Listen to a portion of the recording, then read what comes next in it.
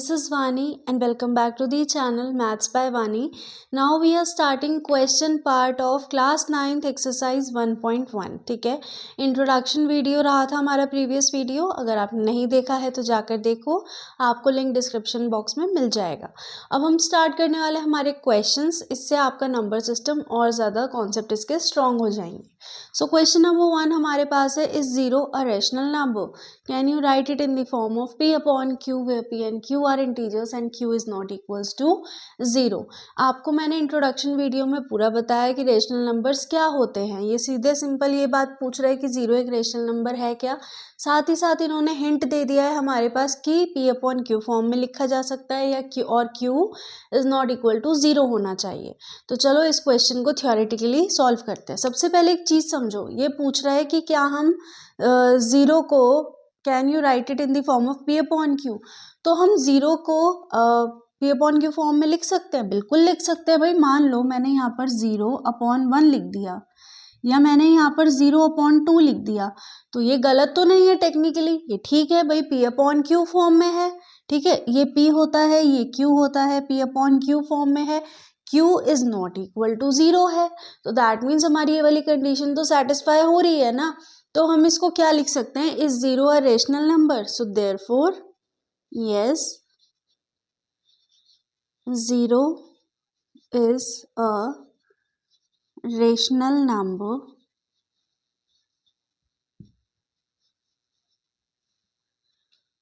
as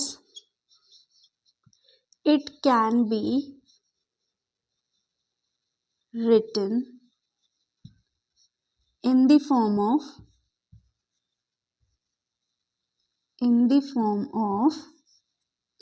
P upon Q where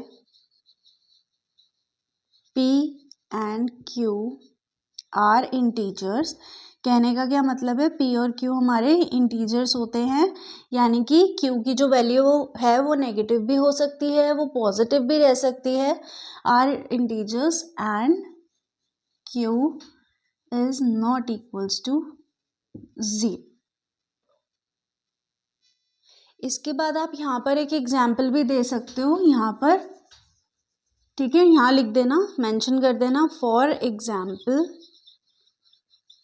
वैसे ये इननेसेसरी नहीं है, बट फिर भी आप एक बार मेंशन अगर कराओगे तो एग्जामिनर मतलब आपको मार्क्स, उसके मार्क्स कटने के कहीं चांस नहीं रहेंगे आप लोगों के.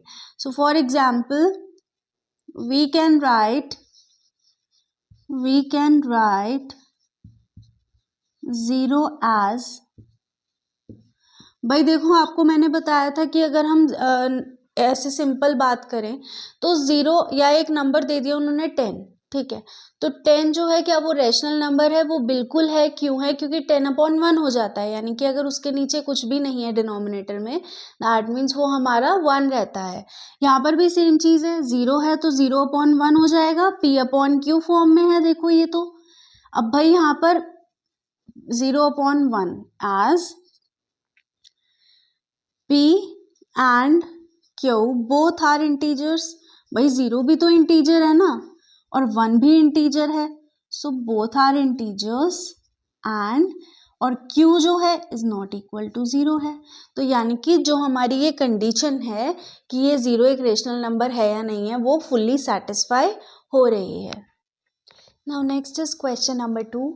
Find 6 rational numbers between 3 and 4. अब यहाँ पर देखो हमारे पास एक सिंपल सी चीज़ मैं आपको बताती हूँ. 3 एंड 4 हमें डायरेक्ट दिख रहा है, ठीक है, कि ये रेशनल नंबर हैं ही हैं. अब यहाँ पर एक चीज़ देखो कि अगर 3 और 4 की मैं बात करूँ तो मुझे नहीं पता ना बीच में कितने हैं एंड किस फॉर्म में हैं, मतलब कि कितने डेसिमल के बाद हैं, क्या हैं. अगर यहाँ पर यही चीज़ हमें पूछी जाती कि 3 से लेकर 10 तक के बीच में रेशनल नंबर्स बता दो, 5 या 6, तो फिर हम इजीली बता देते कि भाई 4 5 6 7 8 9, ठीक है. बट यहाँ पर इन्होंने क्या करा, हमें बोला 3 और 4, डायरेक्ट कोई गैप है ही नहीं. तो जब भी बेटा ऐसा केस आएगा कि आपको कोई भी गैप नहीं दिया होगा, तो आप लोग क्या करेंगे, डिनोमिनेटर को हमेशा सेम करोगे. कहने को तो यहाँ पर भी सेम है, 3 upon 1 4 upon 1, but for such type of questions always make always make denominator same. ये वाली लाइन एग्जाम में मत लिख कर आना, आपको एक्सप्लेन करने के लिए लिखिए कि जब आप क्वेश्चन देखोगे, ये वाला प्रैक्टिस करोगे तो आपको ये चीज़ पढ़ने में आ जाए, ठीक है। ये आपके लिए मतलब एग्जाम में लिखने के लिए नहीं है, सिर्फ अंडरस्टैंडिंग लैंग्वेज है ये। इसके बाद अब हम क्या करते, 3/1 है हमारे पास, एक है हमारे पास 4/1, ठीक है। अब क्या करेंगे, CND मेथड लगेगा कि जिस नंबर से आप मल्टीप्लाई कर रहे हो उसी से आपको डिवाइड करना पड़ेगा। यूजिंग, इसको मैं यहाँ लिख देती हूँ, यूजिंग CND मेथड, या फिर आप इसको लिख सकते हो मल्टीप्लाइंग